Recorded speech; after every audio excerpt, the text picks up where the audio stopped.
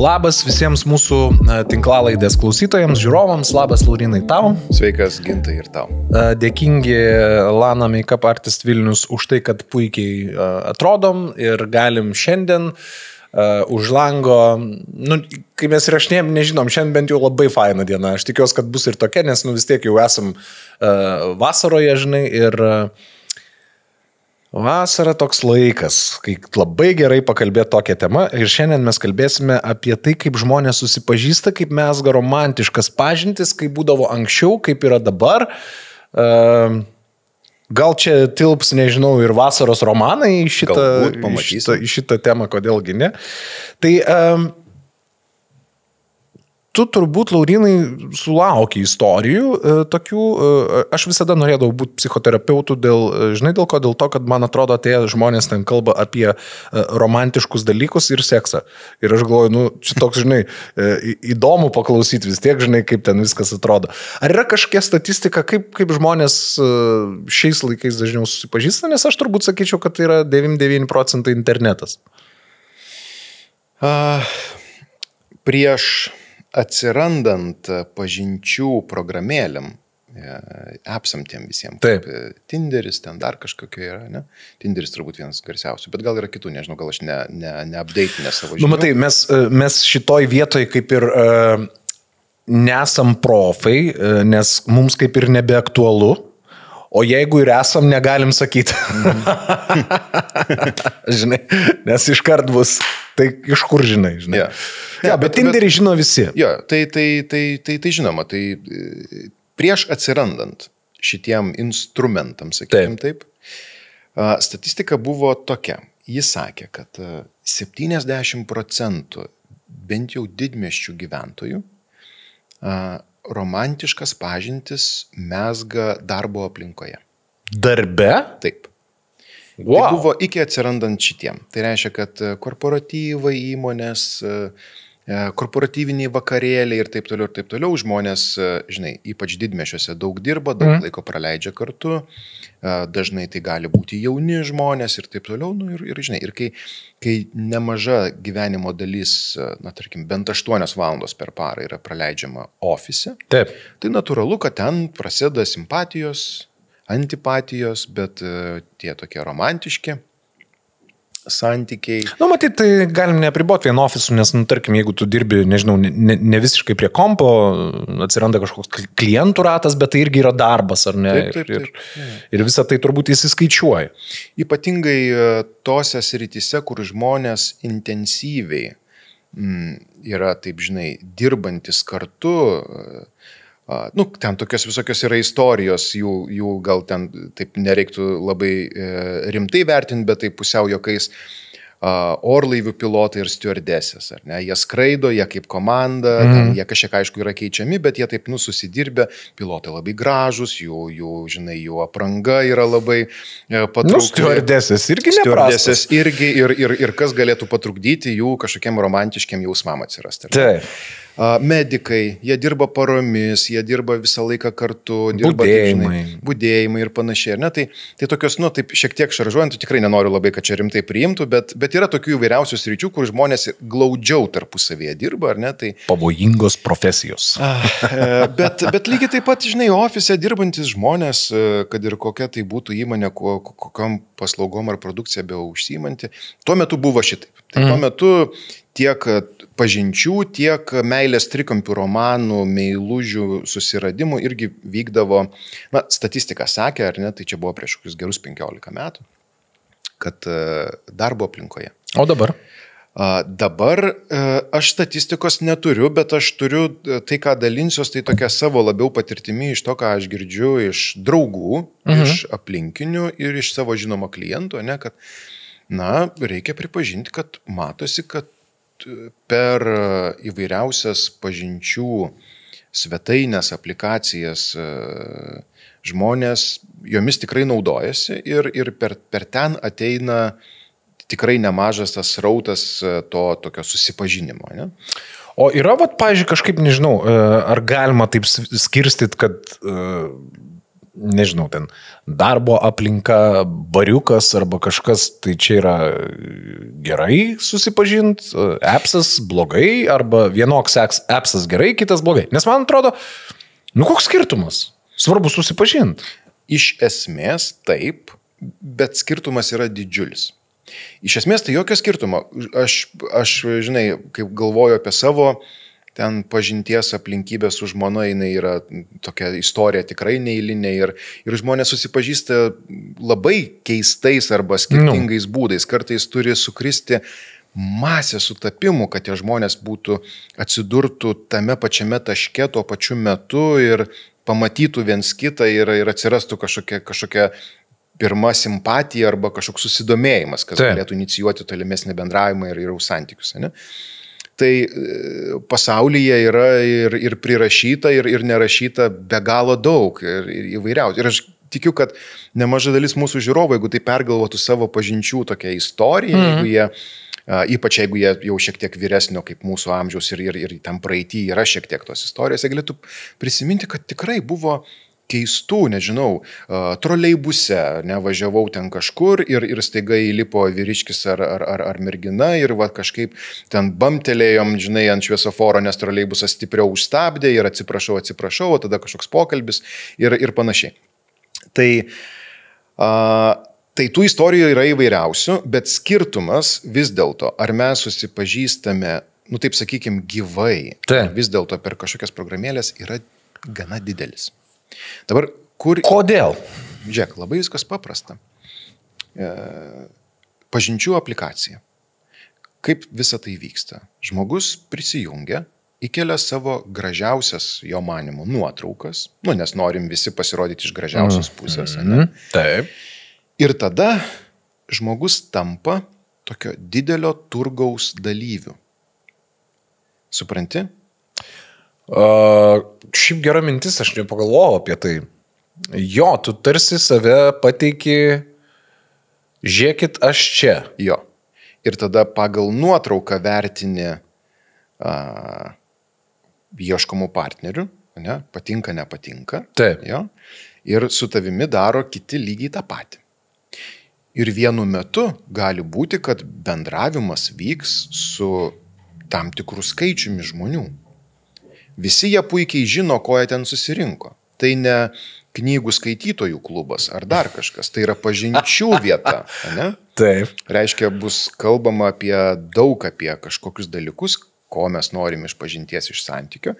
Tada yra klausimas, su kokia intencija žmogus ateina į tokias aplikacijas.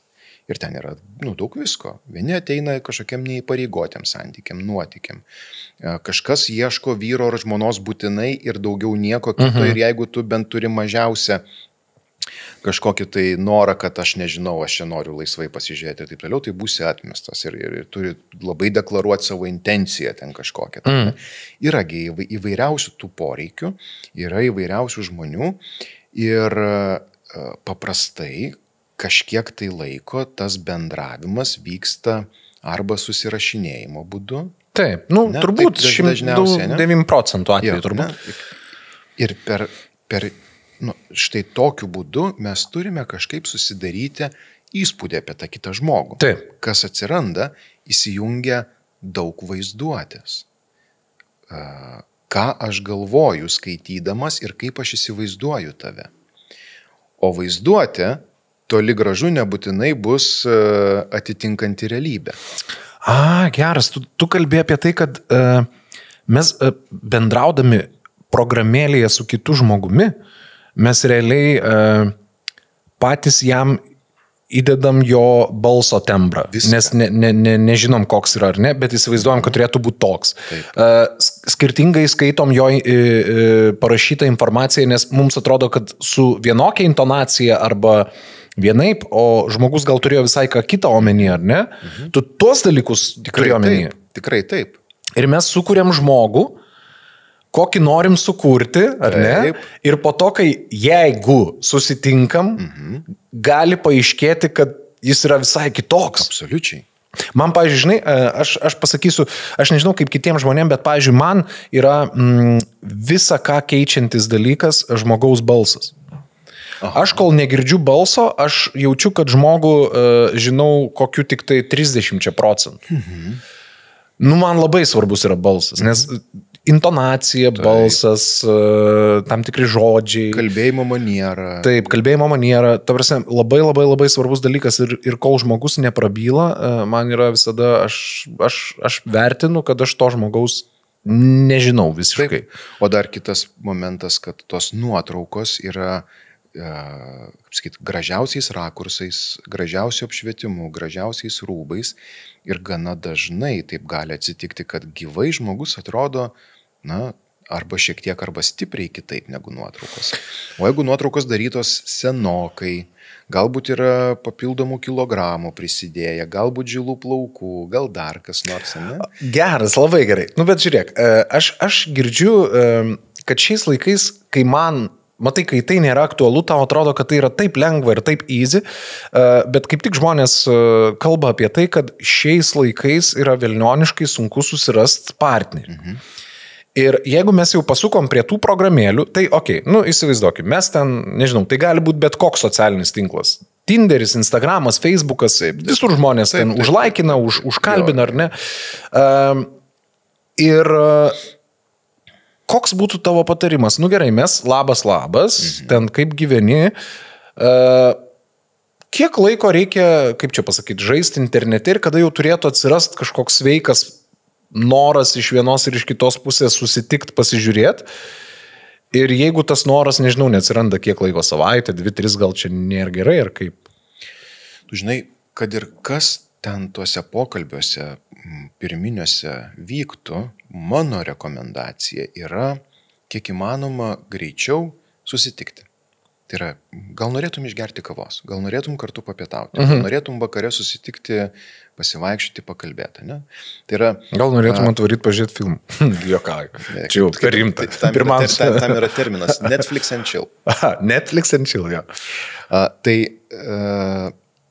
perkelti į gyvą susitikimą, tą susirašymą, jeigu yra pirminė simpatija, jeigu žmogus atrodo patrauklus, simpatiškas, jeigu tai, ką rašo, tai, ką sako, yra faina, įdomu, atrodo, yra ir humoro jausmas, ir jo kažkokie poreikiai, pozicija, jo nuostata, kodėl jis yra čia, kad ir kokie ten bebūtų ar ne, bet jeigu visa tai tinka, tai, žinai, galima būtų toks pirmas žingsnis, o gal norėtum pakalbėti, žiūrėk, ar takim ten vakaras po darbo, sėdžiu namie, gal susiskambinam ten FaceTime su video vaizdu, ar ne, matysim, viens kitą pakalbėsim, arba jau tiesiog, o gal susitinkam kavos.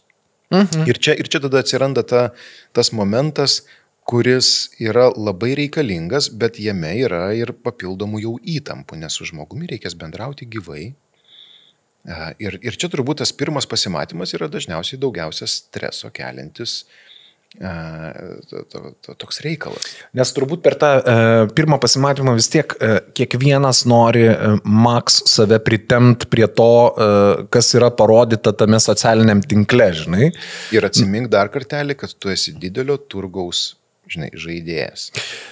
Taip, ir staiga iš to turgaus tu jau, kaip sakant, eini viens ant vieno ir viešpatėliau, kaip tai buvo seniai ir aš taip sudėtingai prisimenu, bet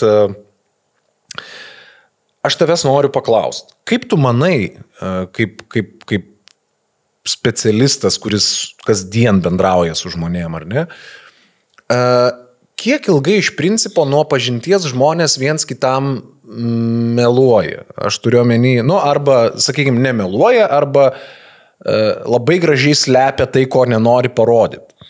Nes labai dažnai pirmo pasimatymo metu, kai žmonės save prisimena, būna tokio okvarduko, dėl to, kad mesgi labai norim būti faini. Taip. Tokie, žinai, aš čia toks, jeigu vyras, žinai, tai jis mačo, tai jis toks strong, jeigu moteris, tai jinai tokia, žinai, ypač šiais laikais čia, žinai, aš noriu būti nepriklausoma, man čia nereikia jokių kavų, man nereikia jokių atidarytų durų, man nereikia jokių kažkokių, čia mes tokie, žinai, kur maždaug čiutkas ir mes jau varom į skirtingas pusės. Po to maštą turbūt, ar ne? Kaip tu manai, kiek ilgai žmonės meluoja appse ir pirmose pasimatymuose? Tai čia tas yra vadinamas, jeigu yra ta pirminė simpatija ir kažkoks bendravimas, tai mes jį galime priskirti tam vadinamam pirmajam pažinties etapui, tai yra toks terminas kaip rožinių akinių periodas, ar ne, kur mes stengiamės žmoguje pamatyti geriausias jo savybės, ignoruoti gal tos red flagus vadinamus kažkokius, tai ne, ir norim labai patikti. Tai jis trunka nuo ten poros mėnesių iki maždaug pusės metų, šitas periodas. Kaip kam, kaip su kuo ir panašiai. Ir čia turbūt daugiau yra ne apie tai, kiek žmogus galbūt meluoja, aš kažkaip net nenoriu į tuos melus lyst, nes jeigu žmogus meluoja, tai čia yra atskira tema, jis tiesiog apgaudinė. Bet aš daugiau apie tai, kiek žmogus stengiasi pateikti save iš pačios geriausios pusės, parodyti savo pozityviausias savybės, stengiasi pagauti tos momentėlius, o kas tau patinka ir tada būti tokiu, koks tau žmogus patinka, kokį tu įsivaizduoji. Ne? Aš suprantu apie ką jo. Ne? Tai tam energijos užtenka maždaug taip nuo poros mėnesių iki pusmečio. O po to tu jau būni tu. O po to jau matyt, po truputėlį vis tiek grįžtam labiau į save ir čia jau tas atsiranda kitas jau santykių etapas, jeigu žmonės tiek prabuvo kartu, susitikinėjo ir taip toliau.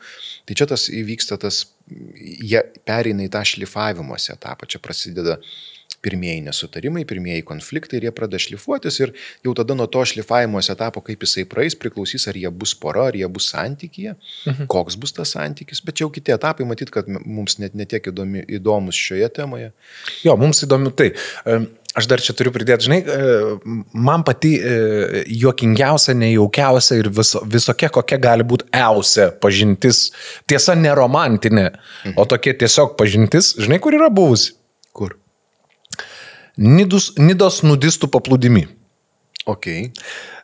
Mes kažkaip, kol buvo vaikai labai maži, kadangi labai daug visokių daiktų ir reikia erdvės, tai mes mėgdavom trenktis į nudistų pliažą, tikėdamiesi, kad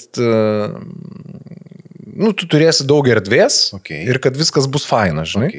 Ir kadangi esi su vaikais, su vežimais, tai tu ten peržengi ribą ir nebetrauki ten viso to karavano toli, tu įsikuri, žinai, arti ribos ir kažkaip tikies, kad kiti gal tave apeis, žinai. Ir man buvo begalinė nuostaba, kad to nenutinka. Ir kad žmonės kūrėsi visai šalia, nors tas paplūdimys didelis ir negana to, dar prasideda kažkokie pokalbiai, žinai.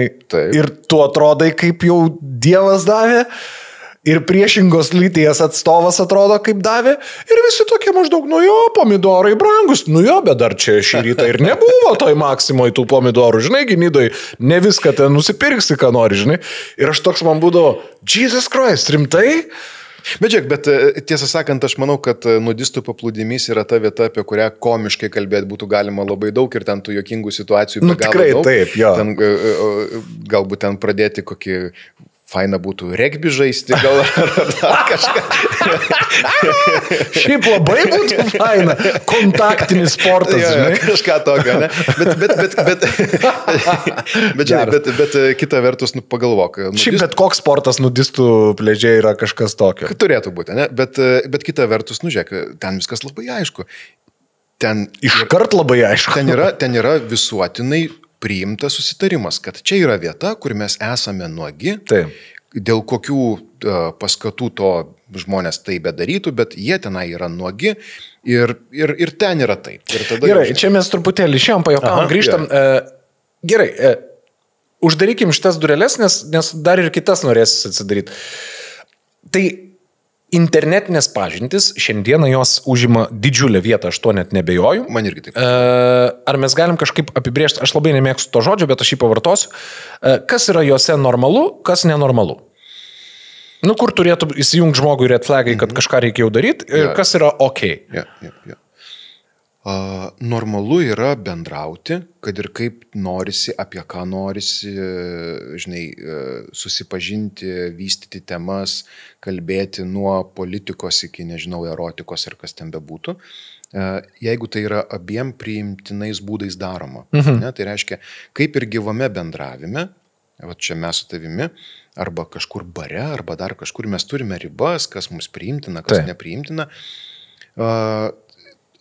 Man toks terminas kaip virtuali erdvė nebeegzistuoja, nes ta virtuali erdvė, jinai yra tikra erdvė. Joje vyksta tie patys dalykai kaip ir gyvame, ne?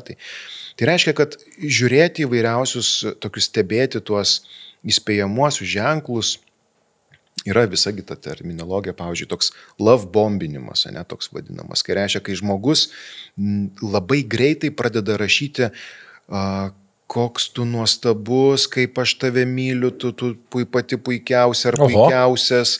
Ten, žinai, ten tikrai tas vadinamas tas toks love bombing, tai yra tokių, žinai, labai greitai, toks, kad aš tikrai jau su tavim ir vaikų noriu ir taip. Toks, liktai labai daug žingsnių perėjimas. Čia gal kai 18 tai būna, ne? Įvairiai būna, žinok. Bet tai yra daugiau susiję su tuo, kad žmogus nemoka iš lėto eiti į kontaktą ir jį kurti. Tame gali būti, tikrai nebus kažkokios, gali taip atsitikti, kad nėra kažkokios blogos intencijos, tiesiog žmogus nemoka palengva pereiti į santykį, jis tiesiog įmeta save į jį. Ir kitą nori įtraukti kaip į skalbyklę.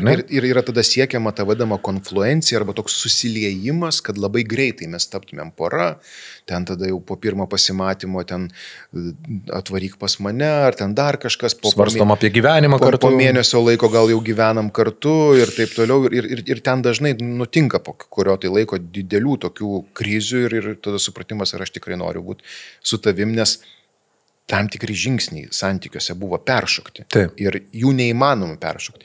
Reikės grįžti ir pergroti juos iš naujo ir tada žiūrėti, ar gaunasi. Ne? Tai sakyčiau, toks love bombinimas, žinai, seksualiniai dalykai. Jeigu vis dėlto nėra intencijos eksploatuoti savo erotiškumą, seksualumą, nesakykim taip, seksualinio nuotykio ieškome, o žmogus šito negirdi, nemato ribų ir atakuoja būtent per šitą prizmę. Tai tikėtina, kad poreikiai skiriasi, ne? Ir čia matyti yra ta vieta, kur galima sakyti, gal mums nepakeliuje, ne? Tau reikėtų su kitokiu žmogum bendrauti. Turbūt čia labai aišku, po pirmų kelių žinučių pasidaro, jeigu vienas apie ratus, kitas apie batus, nes tas, kurio apie batus, vis batus. Taip. Tas ratus. Tikrai, gali būti tokie požymiai kaip žmogaus vengimas susitikti. Ne, tai gal mes pasirašinėkim, gal atsiųskim nuotraukų viens kitam, gal ten kažkaip, ne? Toks žmogus greičiausiai netgi yra pakankamai aktyvus, pavadinkim, online, ar ne? Ir kai tik pakrypsta kalba apie gyvą susitikimą, jis staiga kažkaip pradeda mėtyti pėdas. Jo, tai toks galimas toksai profilis ir tai irgi gali būti tam tikri ženklai, o kas yra, ar tai kažkokios yra drovumo apraiškos, ar tai kažkokių kitokių poreikių apraiškos, individualiai reikėtų pagal kiekvieną situaciją spręsti, bet tas toks nenoras, ne, kad vis išsisukinėja, taip lyg ir nesako, kad nenori, bet tai negali, tai nėra laiko, tai kažkaip netinkama siūloma vieta susitikti, tai dar kažkas, ar ne? Tai aš sakyčiau, kad tokie signalai yra tie, į kuriuos būtų svarbu atkreipti dėmesį. Vėlgi, gerasis atvejis yra, kai susipažino, persimetė keletą frazių, ten šipsenėlės, visai faina, atrodo, kiek pasirašom, tiek yra apie ką pasikalbėti, tiek kažkas ir tas sakom, žiūrėk, man visai su tavim smagu, įdomu, susitikime kavos, susitikim papietauti. Taip. Ir jeigu žmogus irgi sako, žinoma, derinam laiką, vietą, ne, čia matyti, kad yra ta tokia sveikoji dalis, nes ištraukti save iš to telefono ir vis dėlto susitikti, pasakyti labas ir taip toliau. Turėti tą, vėlgi, tokį, čia matyti yra sunki dalis, bet turėti tą supratimą, kad tu gali nepatikti man ir aš galiu nepatikti tau. Ir it's okay. Nes žiūrėk, kai mes susitinkam su žmogumi, ar tai nudistų paplūdimy, ar tai bare, ar tai viešajam transporte, mes iš karto turim tą kontaktą. Taip. Mes matom kūno kalbą, mes matom žmogų, mes jaučiam kvapą. Mes girdime jo balsą, mes gauname visas tas informacijos dalis, kurių negauname, kai susirašinėjame. Ne? Ir čia mes turime tą tokią laisvę arba vystyti tą susitikimą ir pažinti, arba malonu buvo, faina, geros jums dienos ir kažkaip jį užbaigti, ar ne? Aš čia šitoj vietoje labai norėčiau paakcentuoti, tu labai gerą mintį pasakai, kad kai mes jau einam ir tai yra geras atvejs, bet mes visada žinokime, kad jeigu man tas žmogus nepatiks, tai yra gerai, jeigu aš jam nepatiksiu, tai yra irgi gerai. Irgi gerai. Viskas tiesiog pagarbos lygyje. Taip. Žinai, ir gali būti, kad pokalbis buvo įdomus ir kad kalbėt buvo apie ką ir taip toliau. Nėra to. Bet vat, kažkas ugnelės neįvyko. Ne? Ir tai pasakyti, kad šitam žiūrėk viskas labai faina, tada irgi yra tam terminas friendzoninti žmogų, ne? O Jesus Christ, tai yra labai labai baisu tuo atveju, jeigu tam vienam viskas yra ok. Ir patinka. Ne? Ir patinka, o kitas tave deda į friend zoną, žinai, ir sako, žiūrėk, viskas tai faina, būkim draugais. Jo, ne? Arba tas toks, žinai, ta prasme, man tu tiesiog per geras, tu man toks kaip bro. Ir tada tu supranti, kad čia viskas jau baigėsi. Kaip sakant, čia linksmybių nebus. Ja. Ir ta atstumimo baimė, jinai gali būti, skaudoka. Mes beveik universaliai visi bijome atstumimo, kad pasakys ne. Nefainas jausmas. Nefainas.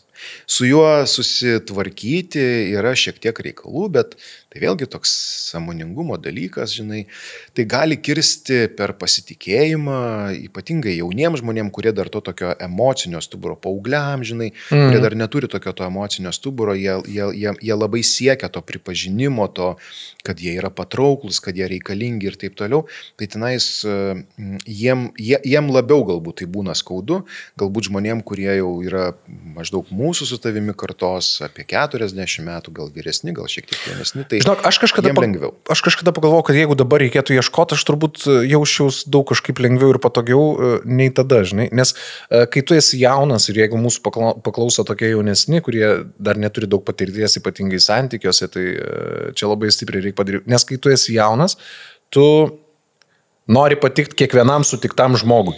Atstumimas yra baisu, ne? Taip. Ir su tuo reikia padirbėti. Ta prasme, kad tu gali būti atstumtas ir tai yra normalu. Yeah. Į gerą gal netgi aš tai būčiau už tai, kad kuo greičiau žmonės vieni kitus atstumtų, jeigu jie jaučia, kad taip nutiks, nes kuo tu ilgiau neatstumi, tas kitas klimsta, ne? O tu irgi tokioj košiai kažkaip būni. Tikrai taip, ir tas atvirumas yra sveikintinas ir žiūrėk netgi žodis, kurį mes taip naudojam, atstumimas. Jau vien tik, kai aš sakau, kad tave gali atstumti, jau tikėtina tavyje kažkoks mikrovirpuliukas vyksta, tai yra nemalonu, ne? Aš nežinau, kaip tai būtų galima kitaip pavadinti, nei atstumimas, nes tai galbūt nėra iki galo atstumimas. Aš dar sakau, kad neįvyko chemija.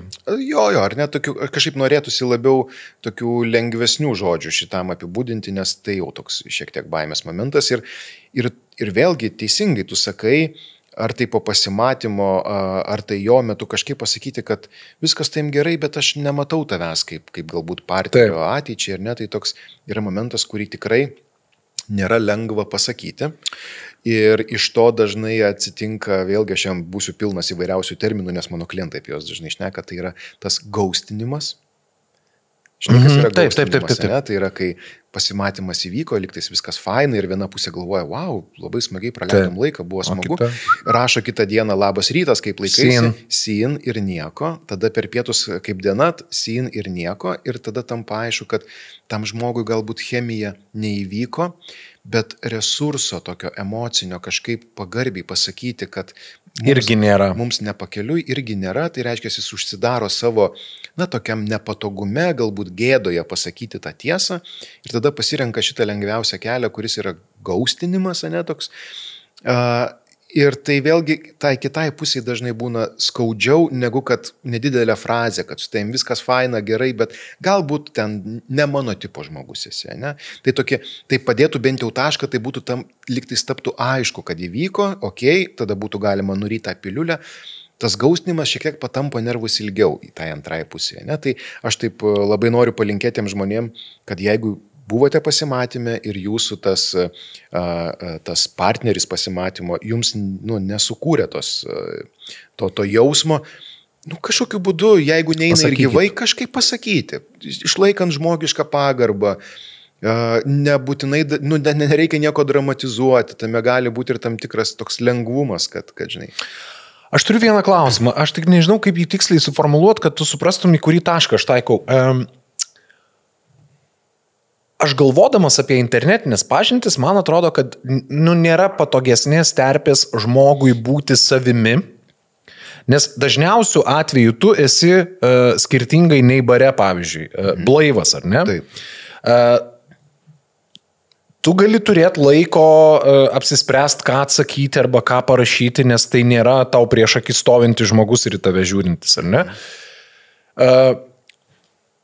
Ten tarsi tu turėtum leisti savo būti toks, koks tu esi, bet staiga kažkodėl vis tiek ir ten žmonės apsimet. Jie bando žmogui, kuris tavęs nepažįsta, net nėra matęs, nepristato save, bando būti fainesniu, nei yra iš vis nežinomam žmogui. Supranti, tarsi kažkiek košė yra.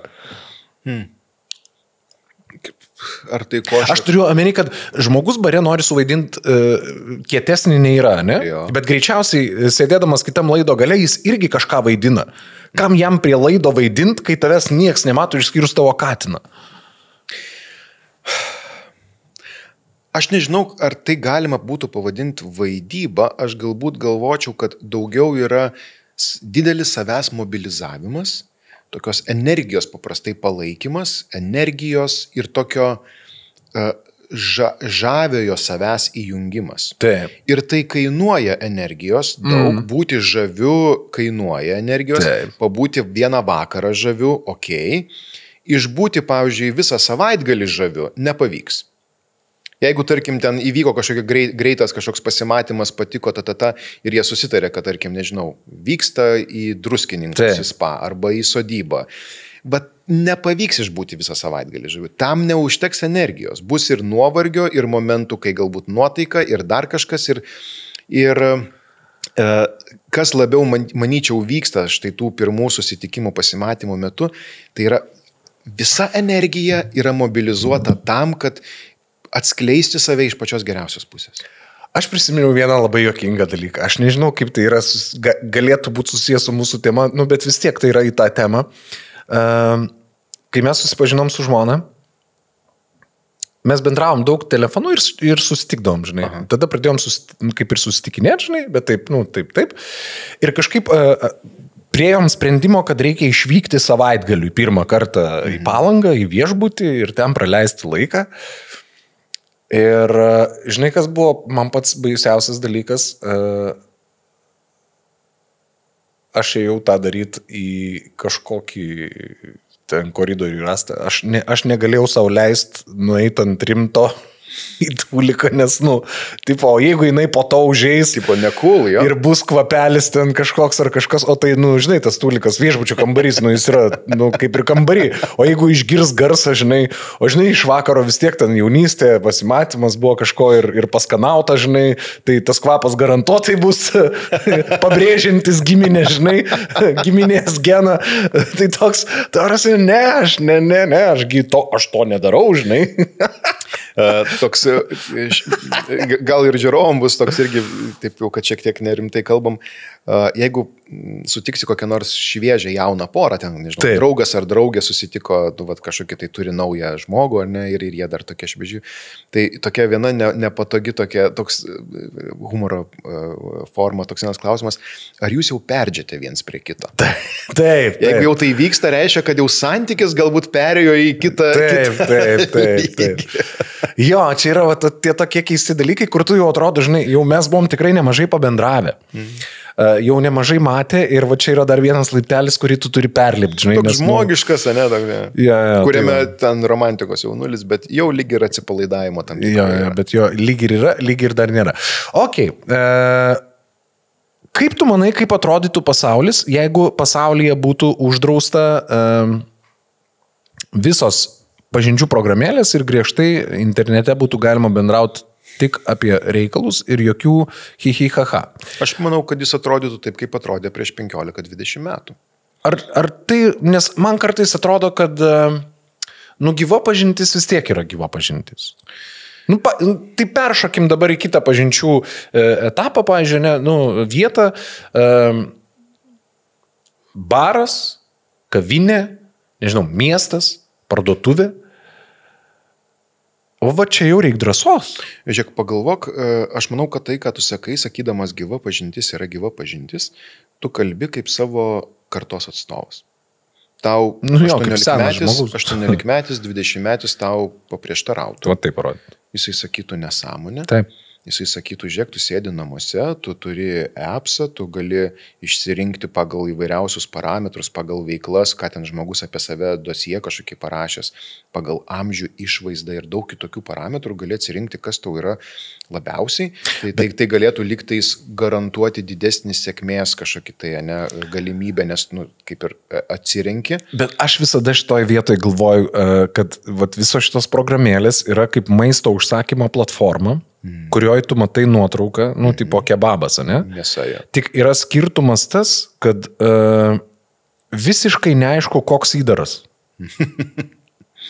Ir tarsi tau iš išvaizdos skaniai atrodo. Būna parašyta dar kažkas. Bet žinai, ten labai skiriasi. Bet man atrodo, kad mano jaunystėje, tavo taip pat, ten dar ne tai, kad appsų nebuvo, internetas dar toks buvo, dar mobilūs telefonai buvo tik mygtukiniai ir tos nuostabios Nokijos, kurios savaitę laiko neišsikraudavo. Mes žinai, ką tada darydavom, aš tai prisiminiau dabar. Mes tiesiog, žinai, kaip ieškodavom pažinčių, man atrodo dabar nesuvokiamas būtas, bet mes nusipirkdavom, turėdavom numerį, kuris yra ten dažniausiai pildomas vieno arba kito ten operatoriaus, ar ne? Ir mes siūsdavom žinutės tokiam pat numeriui kaip tavo, tik su skirtingu, pavyzdžiui, viduriniu skaičium arba galutinį skaičių keiti. Labas, ką tu. Ir žinok, mano vienas pažįstamas taip yra turėjęs net rimtą draugystę, nes pataikė ant savo amžiaus merginos ir jie pradėjo susirašinėti ir prašau. Įsivaizduoji, kiek reikėjo vargti tais laikais. Siauba. Aš, jeigu kalbėt apie tokias keistas istorijas, aš turiu patirtį, kai 20 kelių metų buvau, dar buvau nesenai atvykęs į Vilnių gyventi ir mes su keletą draugų grupelė išėjom vakare į Vokiečių gatvę, į centrą, kaip ir jaunimas eina ir niekam nepaslaptis, tuo metu to interneto nieko ten nebuvo ir tiek vaikinai, tiek merginos ir eidavo tam, kad, į tokią medžioklę, kad susipažint su kažkuo, kad visiškai. Reiškia, išsiprausęs, prisikvėpinės ir visas gražus ir taip toliau. Neretai stipriai per daug prisikvėpinę. Dažnai ir istorija tokia, kad mums būnant Vokiečių gatvėje mes taip bumtelėjom į mergvakarį. Vyko mergvakaris ir panos taip labai, kaip sakyt, stipriai šventė. Ir kaip ten gavosi, kad mes liktais ta tokia pirma mūsų grupelės ir jų grupelės, tas susitikimas buvo fainas ir mes po to kažkaip atsiskirstėm, jie nuėjo savais keliais, mes savais. Ir mes vėliau kažkokiam bare dar susitikom ir vėl tos pačios. Istorijos pabaiga tokia, kad mano draugas susikukavo, taip sakykim, su jaunaja. Vestuvės neįvyko. Oik tu. Ir jie yra šeima turinti vaikų ir jie yra kartu. Oik tu rimtai, ta prasme, su ta jaunaja ir susikukavo bare. Ir taip stipriai viskas paėjo, kad jinai net atsisakė tuoktis? Atšaukė vestuves. Geras. Dabar pagalvok apie likimo ironiją, vingius, jeigu mes nebūtumėm susitikę. Ne? Turbūt būtų. Tai tada pradėk galvoti apie tos, kas būtų, jeigu būtų ir kiek kartais reikia sutapimų. Arba jeigu mes būtumėm susitikę pirmą kartą, bet nebūtumėm susitikę jau po to antrą kartą, gerokai vėliau vakare, ne? Arba vieno iš mūsų, pavyzdžiui, jo nebūtų buvę toj kompanijoje. Arba dar kažkas. Ne? Tai čia tokia šiek tiek gal filosofija, bet žiūrėk, anksčiau taip, pagalvok apskritai apie pažinčių tokią raidą. O kaip susipažindavo, imkim Lietuvą, ne? Lietuvoje prieš 100 metų, kai buvo kuriami santykiai ir šeimos. Taigi ten dar atveždavo tėvai kažkaip. Dar piršliai buvo labai aktyvūs, tie tokie tikrieji piršliai, ne tie, kur karė per vestuves, ne? Bet tie tokie jau normalūs piršliai, kurie ateina žino, kad toj sodyboje yra jaunuolis, tokio amžiaus, ten yra maždaug, žinai, ir kažkaip pašneka, kokie čia tie turtai, koks čia tas kraitis, kaip čia ką, ir yra sudaromas sandoris toks tiesiog, ne? Ir ten per daug net žmonės viens kito nepažinodavo ir jiems reikėdavo tapti vyrų žmona, kurti šeimą ir panašiai. Tiesą sakant, tos šeimos buvo gana stabilios. Nu, bet aš nesutinku su to. Aš niekada su to nesutiksiu. Jos buvo stabilios dėl to, kad nebuvo kitos išeities. Irgi tiesa. Sutinku su taimi šitoje vietoje. Kad tai buvo tiesiog priimta ir per daug žmogus negalvoja apie savo šeiminę laimę, apie kitus tos dalykus, tiesiog taip gyvena ir tiek. Čia mes dabar galim iš karto duoti priešą šiems laikams, kad man atrodo, kad kartais šiuolaikiniai žmonės jie yra antiek išsitaškę ir ta tokia pasiūla, žinai, žmogus vis ieško, žinai. Su vienu pabūna, su antru, su trečiu, su 10, su 7. Ir jau kai tau 17 netinka, aš visada jau kažkaip į tą žmogų žiūriu ir galvoju, palauk. Čia jau kažkaip, man atrodo, su taim yra reikalų. Tam tikras vartotojiškumas santykių tikrai yra stebimas.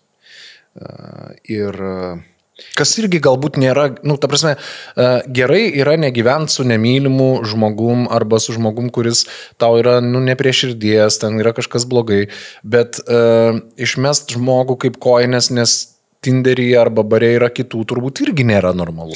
Tu žinai, aš gal nedėčiau etiketės normalu, nenormalu, gerai ar negerai, bet toks fenomenas, kai atsiranda tokia priklausomybė pažinčių programėlėm, kai žmogus jau karštlygiškai naršo, jau ten nesu girdėjęs, kad jau visi partneriai baigėsi, jau praeitas visas, žinai, yra Ar mes čia kalbam apie poną dopaminą? Žinoma, ir jį. Taip. Žinoma, taip pat ir jį. Ir tada atsiranda priklausomybė? Taip. Atsiranda priklausomybė, atsiranda tokie dalykai, kad pasimatymai prasideda kiekvieną dieną arba per vakarą ten 2-3 suorganizuojami pasimatymai. Kaip ir darbą varai. Toks labai karštlygiškas ir toks kompulsyvus tas toks veiksmas, ne? Gali būti, kad atsiranda didžiulis išrankumas ir nedaug dievė ten kažkur ten plaukelis ne taip ir jau netinka. Tai reiškia, kad tobulybės ieškojimas, o tobulo žmogaus, ačiū Dievui, nėra. Ir toks išrankumas, priekabumas, toks vartotojiškumas, tai yra tos tokios negatyvios, tamsiosios pusės šitų tokių kompulsyvių, jau žinai, procesų, kurie gali būti įsijungę. Ne? Tai šitie dalykai, jie tokie nemalonus ir juos labai reikia gerai atkreipti. Kai mes užmesgam pažintį bare į piešę, ne? Aš kažkada galvojau apie tai, kad tai čia yra gal kaip ir gerai, nes žmonės, jie tarsi, žinai, jie būna atsipalaidavę, jie yra kokie yra, tipo, linksmoji šio žmogaus pusė, jeigu tu gyvensi su juo, atrodys taip. Okay, taip. Tu matai, ne? Bare bėda yra ta, kad tu nematai visiškai kitos tos pusės, rimtesnės, ar ne? Bet, Gintai, kad ir kur ir kokiom aplinkybėm su žmogumi tu susipažinsi, tu nepamatysi jo viso. Tu pamatysi kažkokį fragmentą jo asmenybės ir jo gyvenimo. Ar tai bus bare, ar tai bus darbe, ar tai bus viešam transporte, ar tai dar kažkur. Tu pamatysi fragmentėlį ir kas tada įvyks, tau arba kliktels, kad faina, įdomu, arba nekliktels. Bare susipažinti yra, mano manimu, puiku, gyvas bendravimas, puikia atmosfera. Barai tikriausiai tam ir yra sukurti, kad žmonės ten ne tik kad ateitų išgerti, bet kad pabendrautų, kad susipažintų. Bet sunku, aš taip įsivaizduoju, kaip dabar prieiti, žinai, visigi ten kompanijom sėdi, žinai. Bet vyksta šokiai, vyksta kažkokie judėjimai, kažkaip nuo kompanijos kažkas atsiskiria prieiti prie baro. Tokių visokių momentų yra, žmonės tą puikiausiai daro. Ir visa tai yra gerai. Dabar, kur, sakyčiau, vėlgi, nenoriu dalinti patarimo, ne? Bet kaip terapeutas galiu šiek tiek pasidalinti tokiam įžvalgom, kad jeigu atsirado simpatija, jinai yra alkoholio fone, jinai yra šitame fone, galbūt būtų sveika užbrėžti kažkokią tai ribą, kad nereikėtų po to dėl ko nors gailėtis. Ne? Tu turiu omeny, kad nereikėtų atsidurti tą patį vakarą kažkur, kur yra sofa? Kad nereikėtų atsibusti, o šalia tavęs nepažįstamas žmogus. Bet kaip tai faina yra? Aš esu girdėjęs ir kitokių istorijų. Ne, tai aišku, kad taip. Aš tai sakyčiau, kad bent kartą reikia gyvenime patirtą. matyt, kad patirti reikia daug dalykų, ne? Bet tokį turėti savo, bet aišku, žinai, kuom yra alkoholis ypatingas, kad jis atleidžia stabdžius, ne? Ir galbūt... Kaip ten yra, tu man atrodo, žinai, gerą posakį, kad aš nešoku ir šoki, tik klausimas... I know you can dance ir pasirašo vodka. I know you can dance, pasirašo vodka, taip, visiškai taip, visiškai. Ja. Tai, jo, iš esmės aš nieko blogo nematau šito tokio socializavimosi būdo ir pažinčių ieškojimo baruose, klubuose, įvairiausiose tokiose vietose, kur žmonės ateina atsipalaiduoti. Nu jo, aš manau, kad tai yra tos vietos, nes būtų keista, jeigu tu pradėtum megzt pažinti, nežinau, prie daržovių skyriui arba dar blogiau kur nors ten rūbų parduotuviai prie persirengimo būdelės, žinai. Nu, turbūt atrodytum keistai. Aš tą spėju. Bet čia, o man labai įdomu, tu gal esi, nežinau, gal esi turėjęs klientų, kurie pasakoja, pavyzdžiui, ar pažintis Tinderyje, nes, nu, iš baro tai tavo draugas parsivedė jaunai ir jie dabar yra šeima. Tai kad bare pradėta pažintis, labai turbūt dažnai baigėsi santuoka, tai okei, ne? O Tinderis ar nuveda prie altoriaus, kaip tu galvoji? Aš manau, kad jeigu Tinderis darytų kokią nors savo statistiką, tai vien tik mano rate yra tikrai nemažai gražių porų, esančių kartu, kuriančių savo santykį ar šeimą jau netgi, kurie susipažino kažkokiu tai būdu per kokią nors pažinties programėlę, pažinčių kokią nors portalą arba kažką tokio. Be galo daug. Žinoma, pagalvok. Koks skirtumas, kas suveda į pažintį? Svarbiausia yra, kai įvyksta kontaktas, kaip mes savo bendravimą vystome toliau.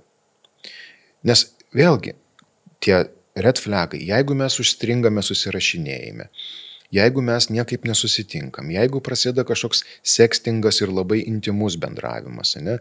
Bet tai niekaip nepereina į kažkokį gyvą susitikimą. Arba susitinkama yra galbūt tik tai seksui, ne? O lyg tai noras yra, kad būtų kažko ir daugiau. Ir Nebent abu sutarė. Nebent abu sutarė, bet čia daugiau kalbam apie, aš bent jau turiu omeny, kad jeigu norisi to santykio, ne, tai lyg ir tada atsiranda ta tuštuma, atsiranda, kad nesivysto tas santykis tuo tokiu sveiku būdu, ta kryptimi, einant per tuos santykio vystymo žingsnius. Ten susipažįsti, susitinki, bendrauji, po to ten, žinai, supažindini su savo draugais aplinką, galbūt atsivedi namo, rodai savo daugiau, žinai, šitą. Taip. Tai pradedi kalbėti apie savo šeimą, kokie broliai seserys kas daro, ne, kažkokias savo istorijas paminė. Tai yra visi tie tokie ankstyvosios stadijos poros formavime. Ar būtų galima teikti, kad būtų gerai, kad žmonės, kurie ieško pažinčių ir nesvarbu, kur jie tą daro, aišku, gal ten bare nereikia, žinai, vos jie to deklaruoti, bet būtų labai faina, jeigu žmonės labai aiškiai žinotų, ko jie ieško ir tą labai aiškiai transliuotų kitiems. Aš turiu omeny, kad jeigu tu ieškai trumpalaikio smagaus santykio, tu ir nemeluoji, kad tu čia, žinai, žadi vest arba ištekėti, ne? Jeigu tu neieškai trumpalaikio, tu labai aiškiai deklaruoji, kad tave domina tik ilgalaikiai santykiai ir jokie nuotykiai tau nėra įdomu, ne? Aš visada palaikau atvirumą. Tai reiškia, kad jeigu yra kažkokia intencija, jeigu yra kažkoks poreikis, noras ar dar kažkas, ir jį galima pagarbiai, atvirai pasakyti ir palikti žmogui erdvės rinktis, tai kad ir kas tame būtų, viskas yra gerai. Nes jeigu abu sutarė, kad jiems taip gerai, tai yra gerai. Mes turime artėti link pabaigos, tai aš nežinau, aš kažkaip turbūt rezumuočiau, kad pažintis yra labai faina.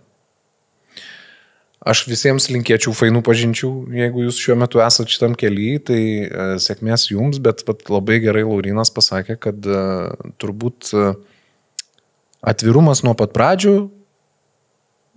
garantuoja finale vis tiek sėkmę. Jeigu iš pradžių ir bus nesėkmė, jinai bus greita, bent jau. Nesugaišim laiko, ne? Nes šiais laikais visi deklaruojam, kad neturiu laiko, tai, o patys tokiais baltais meliukais tą laiką vilkinama, ne? Tikrai taip.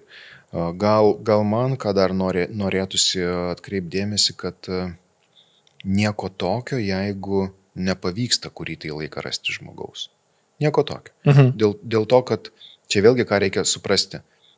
Intensyvumas pažinčių, tas tempas ir intensyvumas per appsus yra gerokai didesnis. Nes žiūrėk, jeigu prieš 20 metų reikėdavo išeiti į šokius, ne, jeigu pameni, dar turbūt ir tu vaikščiai į juos, ne, į šokius, į kažkokią tai viešą kažkokią vietą, kaip baras, kaip kažkokia tai susirinkimo vieta, kur, tarkim, jaunimas renkasi. Tai kiek tu ten tų žmonių sutiksi, kiek tu susipažinsi, tai greičiausiai bus viena arba maks ten 2 dienos per savaitę, kažkoks vakaras, ne, ir tada yra dar tikimybė, kad tu sutiksi arba nesutiksi. Ne? Intensyvumas yra gana mažas. Per appsą tu jį atsidarai ir prieš tave 1000 žmonių. Intensyvumas yra didžiulis. Ja? Ką tai reiškia, kad nieko tokio, jeigu per kurį tai laiką neina atrasti to partnerio, kažkur kažkas kažkaip nesimezga, kažkur kažkas netinka, išlaikyti savo stuburą, išlaikyti supratimo, ko aš ieškau, ko aš noriu. Ne? Tas atvirumas ir toks matyti intencija, kad jeigu jau yra noras, nesvarbu, žinok, ar tai yra noras rimtų santykių, ar tai yra noras tiesiog rasti žmogų nuotykiui, kad ir kas tai bebūtų, bet apie tai kažkaip ir deklaruoti ir apie tai kalbėti. Ir žiūrėti, ar rezonuoja mūsų tarpusavio poreikiai. Vėlgi, aš galiu pasakyti, kad nemažas procentas žmonių, kurie susitinka nuotykiui, kad, jie neturi tos deklaracijos, kad aš ieškau žmogaus, su kuriuo kurčiau šeimą, veščiau, ištekėčiau, ženyčiau, turėčiau vaikų, pirkčiau namą ir taip toliau. Aš dabar esu atviras nuotykiui. Pažintis yra nuostabus nuotykis. Kur jis nuves? Neaišku. Tai gali būti nuves iki kavos puodelio, galbūt nuves iki lovos, galbūt iki altoriaus, gal dar kažkur. Tai žinai, tai irgi yra gražu. Bet svarbiausia, kad mes būtumėm tame pačiame puslapyje, ne, toks. Sutinku visiškai. Tai aš manau, kad labai trumpai ir paprastai pabaigai mes su Laurynu jums linkim, jeigu tik to reikia šiuo metu jūsų gyvenime, gražių, fainų pažinčių šią vasarą. Taip, mėgaukitės, būkite smalsus ir nieko tokio, jeigu kartais būsite užgaustinti arba ištraukti į draugų zoną, arba jums bus tiesiog pasakyta, kad dėl kažkokių priežasčių jūs netinkate, nieko baisaus, jūs vis tiek esat nuostabus ir nuostabi ir jums reikalingas ir tinkantis žmogus tikrai atsiras. Ačiū tau, Laurynai, ačiū, kad žiūrit, ačiū, kad klausot ir viskas, iki kito epizodo. Ačiū, Gintai, iki sekančio karto.